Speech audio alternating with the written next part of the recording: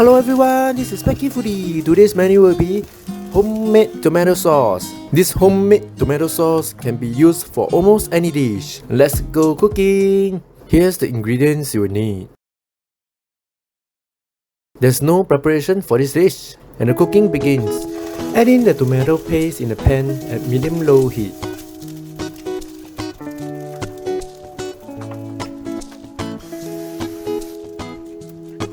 Add in water, stir and simmer till liquid is reduced.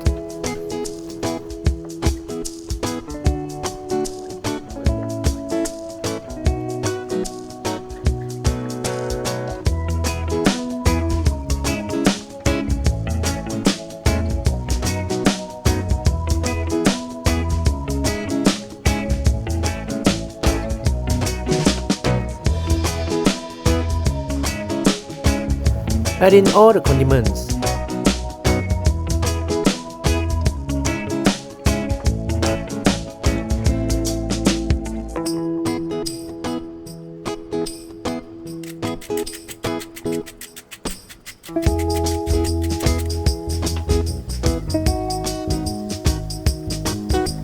Oh gosh, I made a mess here.